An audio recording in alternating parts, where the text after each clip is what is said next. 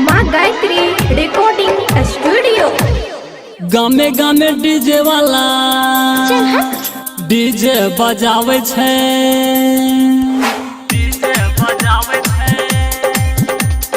गामे गामे डीजे वाला डीजे बजावे छै। छोरा और छोरी के मन बम गावे छै, रही रही डीजे के भोलम बढ़ावे छै।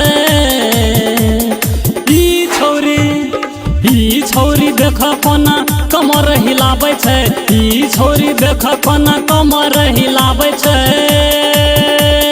गामे गामे डीजे वाला डीजे बजावे छै, छोरा और छोरी के मन बम गावे छै, रही रही डीजे के भोलम बढ़ावे छै। ई छोरी देख कोना कमर हिलावे छै, ई छोरी देख कोना कमर हिलावे छै।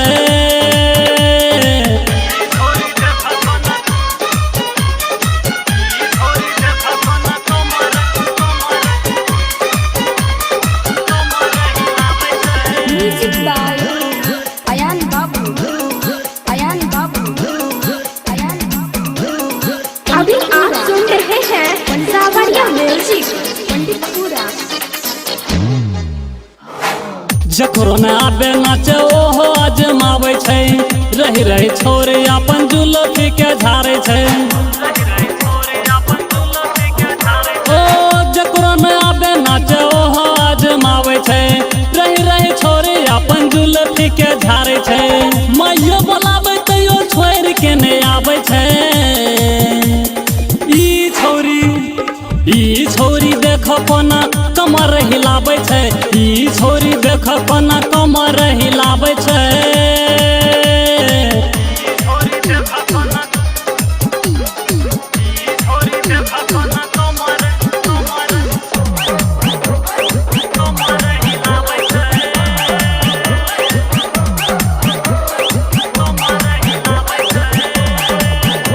म्यूजिक बाय अयान बाबू, बाबू, बाबू, पंडितपुरा, पंडितपुरा, पंडितपुरा। मेकअप ओढ़े लाले ले छोरी सब लगाई के, नाचे खातिर ले चोरा के अपना माई से। ओ मेकअप ओढ़े लाले ले छोरी सब लगाई के, नाचे खातिर ले चोरा के अपना माई से। यह खातिर रामू स्वागत गाना गावे छै।